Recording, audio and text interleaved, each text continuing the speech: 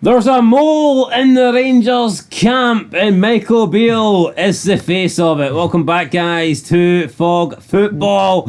Michael Beale knows a reason why Celtic are favourites, and it's not because of his shite signings.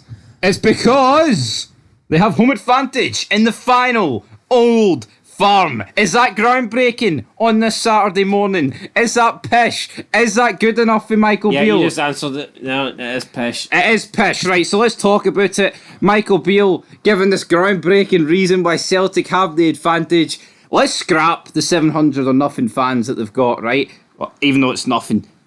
The biggest advantage that Celtic had this season was the fact that Michael Beale was in charge of Celtic. There you go.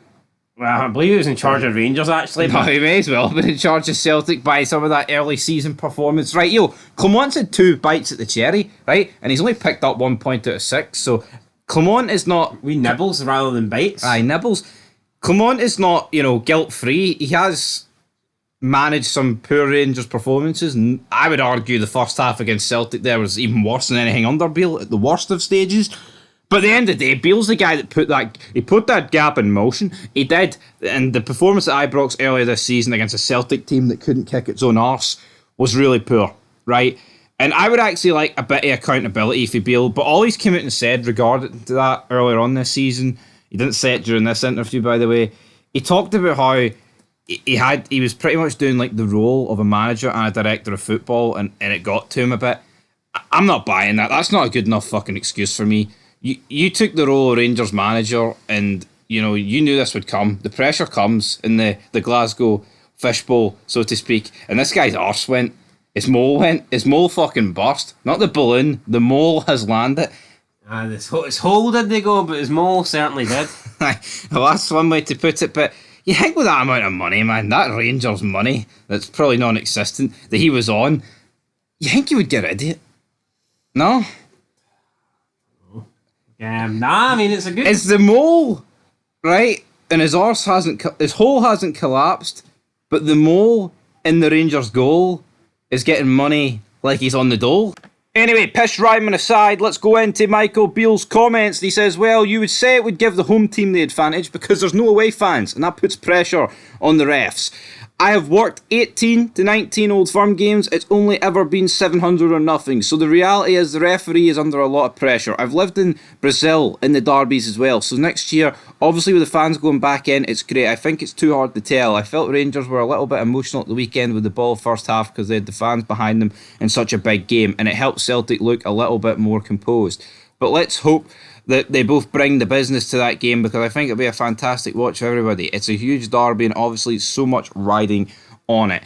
End of quote. But I mean, I would actually say Michael Beale, right, is just fucking contradicting himself there, because he says you would give the home team the advantage because there's no away fans and it puts pressure on the referees, but then proceeds to talk about the fact that Rangers got a little bit emotional at the weekend because it was all their fans behind them in a big game and it helped Celtic be a little bit more composed. So what is it? Is it you would rather the pressure of all your own fans, or you would rather the home advantage of all your own fans? What is it for Beale? One or the other, like it's a 50-50. It's a 50-50 split, and that's why I think that Celtic are the title favourites for me. My faith in Rangers has plummeted into the ocean like a meteor, because I see no faith in Rangers going to Parkhead and grinding out a draw. I don't. And before people go, oh, but we fought back for 2-0 down, 3-2, and we got a draw. Yeah, we did. But that first half was unforgivable. I'm not saying it's impossible for Rangers to go to Parkhead and get a result. But let's just say, right, whenever that game's played, second match day of the split or fourth match day, it won't be fifth, I know that for sure. Say Rangers still can't afford to lose. They can't lose that game or else Celtic take pole position. See at Parkhead, say Celtic go 1-0 up, right, 5 minutes in, and Parkhead's bouncing. Are you telling me that Rangers team is going to find itself from within and fucking get a draw at that game? Well, I guess we'll find out how good Philippe Clement is, if that's the case. No, it's got nothing to do with Clement. It's got everything. Sure it does, he's the manager. He is the manager, right? But Maybe it's got nothing to do with well, it's got something to do with Clement, but he's been dealt a shit hand. Clement, look at the state of these players. Fucking Connor Goldson. Bottle merchant he is. I mean, look at that first half, man. You couldn't even point at a Rangers player that put in at least like a 4 out of 10 apart from Butland. It was embarrassing. I thought Sewer played alright first half, to be honest. Right, well, he was alright, but he got split open by his teammates, so he was dealt a shit hand in that regard. Dujon Sterling, not good. Diamonde, not good. I mean, if you want to see me talk about the player ratings, then you could check out our player ratings feed, but I just think when it comes to the big moments, Rangers' arse collapses in these games. See, since Gerrard left, man, Celtic have had it all their own way in the old firms. The numbers don't lie. People can joke and laugh, and yeah, Rangers don't actually need to beat Celtic to win this league title, which I think is a huge advantage in itself. But I think if Rangers go 1-0 down at Parkhead, the arse would collapse. So you think Michael Beale's right then? You think Michael Beale's onto something? Michael Beale's... No, I don't think it's got anything to do with the home advantage. I think it's just the mentality of the Rangers team. The arse collapsed when they went 1-0 down at Ibrox, and that they had all the fans on their back. I just think it's weak mentally here. Maybe if Rangers actually put this Celtic team to the sword and put the pressure on them for once, maybe Celtic would fold. But I think the Celtic team, it's just got a winning mentality in it. There's a lot of players in there that have won the titles under Ange. With the Rangers team, yeah, there's a few of them still around for the 55 season, but they've not really had to deal with humongous pressure. As great as the 55 season was, it wasn't like a title fight.